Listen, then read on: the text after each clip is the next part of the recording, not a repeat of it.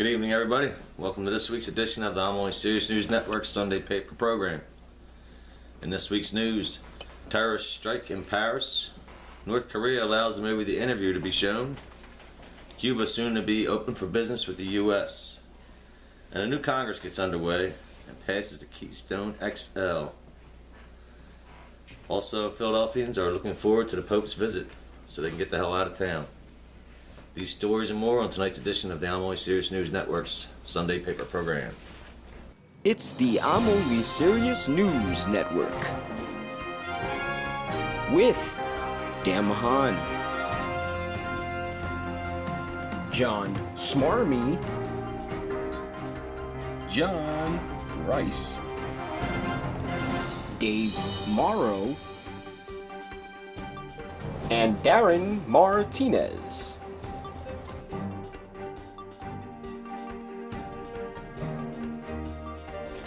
In international news, a group of terrorists attacked the magazine's headquarters, Charlie Hebdo, or Ebdo, or something of that nature, killing 12 people before being hunted down and killed by the Paris police force. The reason for the attack was because parodies of the magazine printed pictures showing the Prophet Muhammad in cartoonish fashion. Actually, I'm not sure whether it's Muhammad or Mohammed, which means the iOS News headquarters is probably on the hit list. Christians can't understand the reasoning behind such madness since they allow their prophet to be displayed on a cross, nailed to a cross, with a crown of thorns and a spear hole on his side. Not a pretty sight. And in North Korea, leader Jimmy Jong Un, whatever the hell his name is, has begun to allow the film The Interview to be shown in his country after his computer hackers changed the ending, like a Scooby-Doo ending. Now the film shows him thwarting the assassins and killing them off. Yeah, you way to go, Jimmy John. Cubans are preparing for the opening of relations with the U.S., which has been proposed by President Obama. Kids as young as 12 years old are being forced into labor rolling cigars for the expected new U.S. market. Meanwhile, 12-year-olds in the U.S. are anxiously awaiting to unroll these Cuban cigars and try them in blunts. Yes, it's supposed to be a very good tobacco leaf. In national news, America's 114th Congress, dominated by Republicans, was sworn in this week. They immediately passed a bill to allow construction of the Keystone XL pipeline that will stretch from Canada to the Texas Gulf Coast. Now, President Obama was planning to veto the bill, but has decided to allow it, insiders say, because he intends to ship Mexicans to Canada through this very pipeline. No need for the oil. We got too much already as it is. And George Zimmerman, the night watch murderer of Florida teen Trayvon Martin, was arrested again this week for beating his girlfriend with a wine bottle. Yeah, beating his girlfriend with a wine bottle. Apparently the fight started when she served it too far up his rectum. Yeah, he did not like that, especially when she started with the large end. Cops in New York City buried two of their own in the last few weeks who were killed by some a-hole in a revenge killing for white cops killing off black men. However, neither of the cops was white. The NYPD showed their displeasure with New York Mayor Bill de Blasio by turning their backs to him and all criminals, apparently, as arrests and citations have plummeted. In fact, not one person was arrested or cited in the New Year's ball drop. Nope, not one. And Governor Christie of New Jersey, like the Goodyear blimp itself, has been spotted at Cowboys games during the playoffs. At last week's game, he was caught in a three-man bro hug with owner Jerry Jones and his son. Very awkward looking. This week he traveled to Green Bay to hang out with the Joneses, thus alienating his political base now in the Northeast, the Michigan area, and the Midwest. Luckily, the Cowboys were eliminated this week, thus ending the Goodyear run, as they're calling it. For more on our news, both locally and nationally, we're going to go to our very own John Smarmy. Smarmy? Thanks, Dad. Hey, Smarmy here, and I was supposed to interview tonight a man with two penises, but he couldn't be here tonight. He's still promoting his book, but next week he should possibly be here. Remember, there's two sides to a man that has two penises to the story, whatever that means. So, An interracial couple allegedly got caught having sex at a dealership on top of a Kia. That's a good advertisement for Kia. And after people watch this ugly interracial couple have sex, they ask God, what did they do to deserve this? An hour later, they were both lynched. Allegedly. Edit that out. That won't make the episode. A woman busted a myth that some men are too big for condoms by putting the rubber on her leg and foot. Then she shoved up the guy's ass to get a leg up on the situation.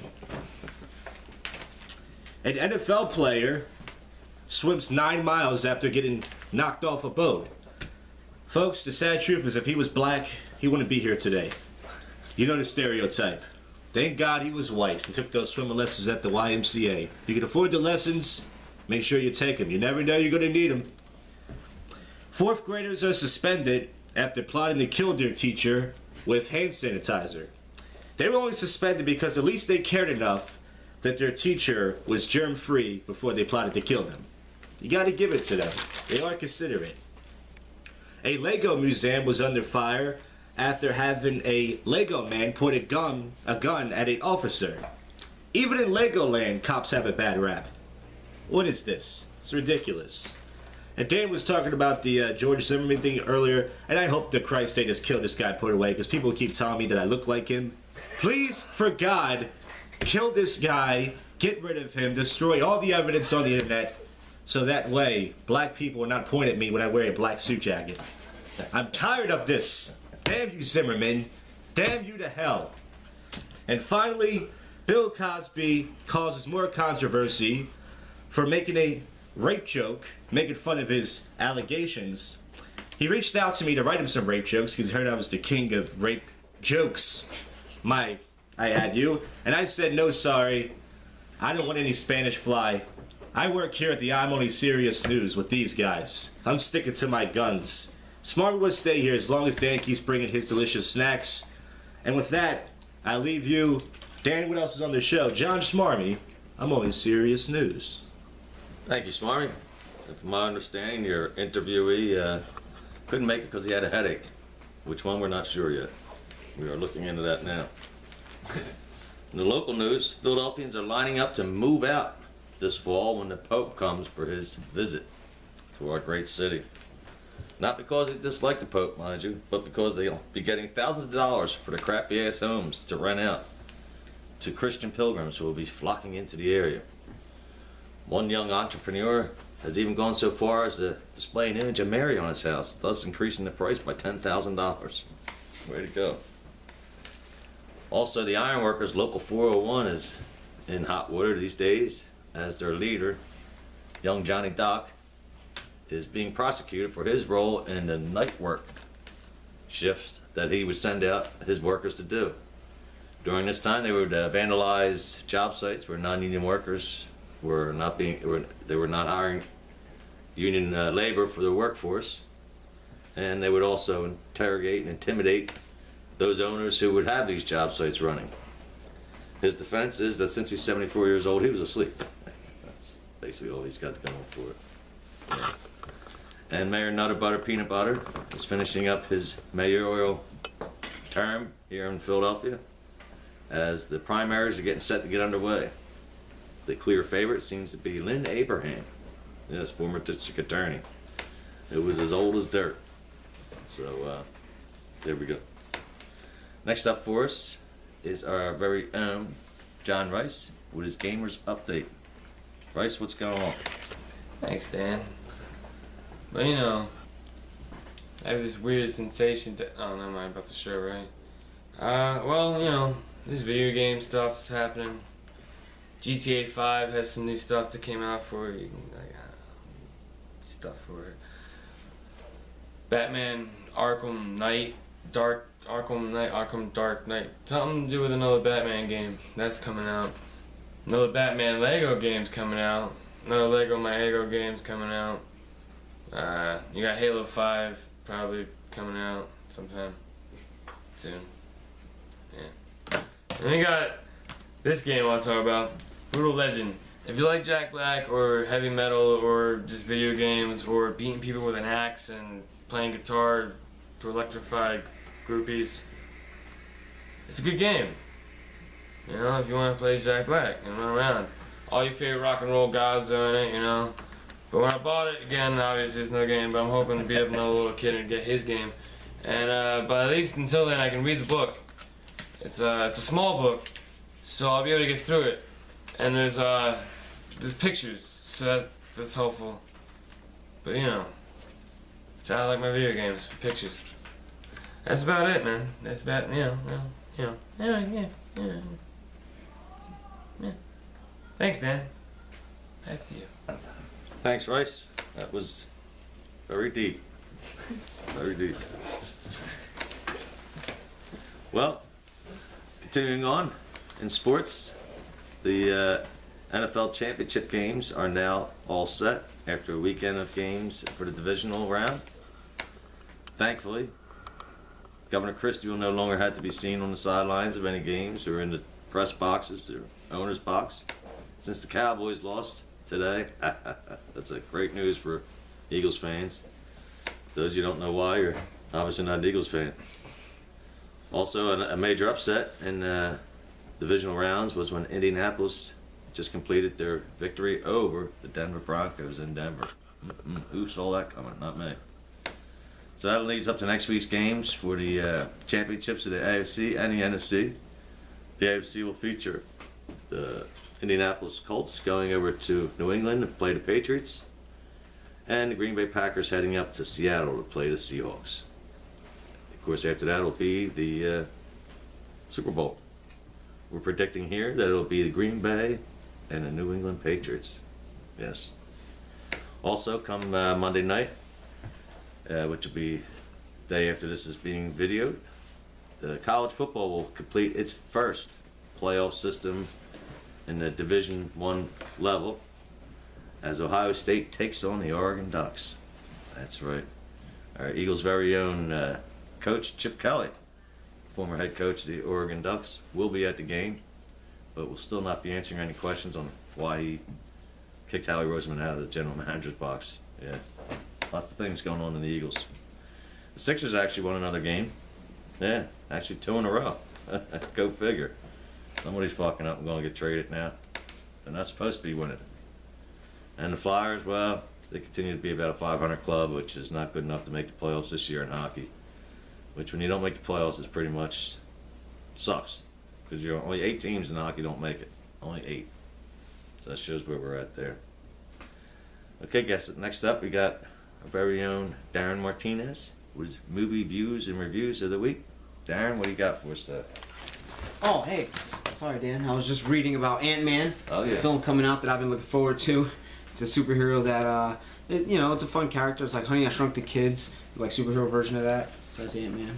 Cool. So looking forward to that. First film I want to recommend, because I'm looking forward to that, is 40-Year-Old Virgin, because Paul Rudd is in this film. Paul Rudd is the star of Ant-Man. Paul Rudd plays Paul Rudd in this film. Paul Rudd's going to play Paul Rudd in Ant-Man. So that's all. What the connection? So I saw Taken 3. I went and saw Taken 3 today. And, I like the first one better. I thought the first one was the best. The third one's just like, just a forced film. They just wanted to make some money. So for that, for what it was, it's like, all right, whatever. But it definitely was too cliche, too predictable, What did he lose this time? The first one was his daughter, right? Yeah, and this one they kill his wife. They showed in the trailer that they kill his wife, and then it looks like they try to frame him. So the whole thing is like a chase film, like the FBI and all that. They're after him. So I don't want to give away anything. If you're gonna watch it, check it out. But Somebody you watch in the theater or something? yeah, I Video, mean, wait for I the definitely wait. If you're gonna watch it, wait for Netflix. It's one of those you can wait for. But also in the news, just happened yesterday, on the 10th of January 2015, Taylor Negron died, passed away, and he was an actor, and he did a lot of 80s films, and he was known for doing a lot of big characters. I don't know if you're familiar with him, but the second film I want to recommend you see is Nothing But Trouble. I don't know if you've ever seen this film. I don't think I've... Oh. A very fun film if you've never seen it. But he plays a Brazilianaire in this film. Oh, I see and, that. Right. and he's he's always fun. He was in Biodome, played a fun character. He's in tons of them. Fast Times at Ridgemont High. That's the one where Dan Aykroyd is a judge or something with the Yeah, news or yeah. something. So yes, that's enjoyable, and rest in peace, Taylor. You will be missed. He was a Puerto Rican actor too, which in Hollywood there's only like none of them right now. So Was he older? yeah, he was I think 67. That dance, you know. Yeah.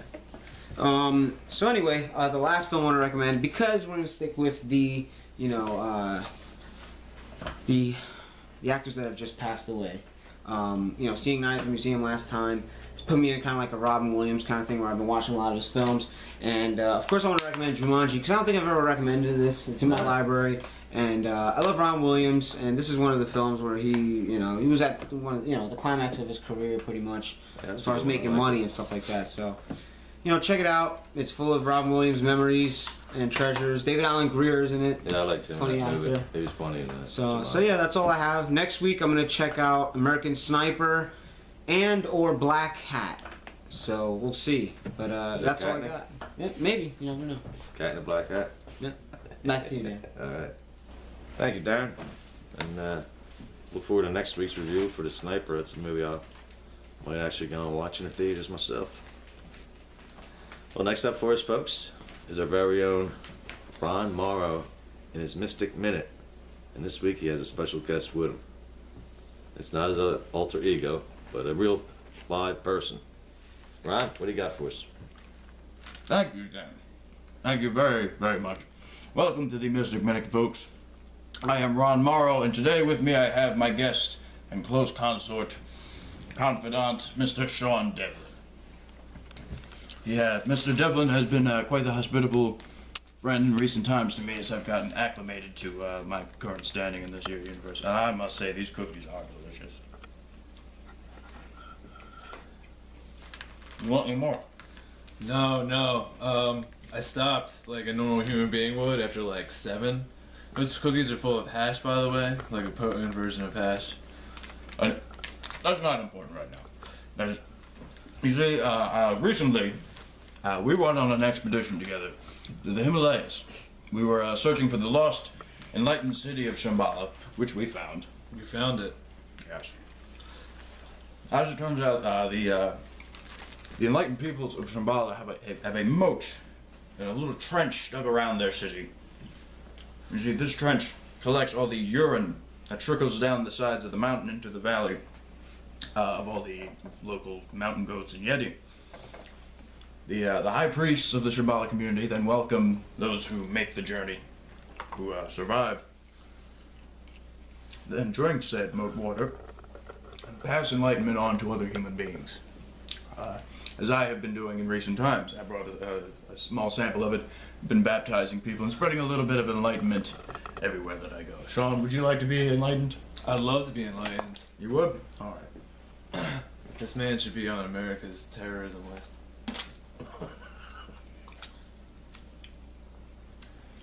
We'll get there. Me and Sean, America's terrorist list. I hate you so much. Back to you, Dan. Well, thank you, Ron and Sean. Personally, I think I'd rather just get pissed on by the goat than have that baptism, to tell you the truth. And really, what kind of goats piss clear liquids? I don't know. Must be a refining system over there in Shamalaya, or wherever the hell you guys are. Well, that about wraps it up for this week's edition of the Amoy Serious News Network. Thank you very much for viewing, and do send in your comments and questions, and we will check them out on the internet and try and answer them in next week's show. So for all of us here at the Amoy Serious News, thank you again. Have a good week.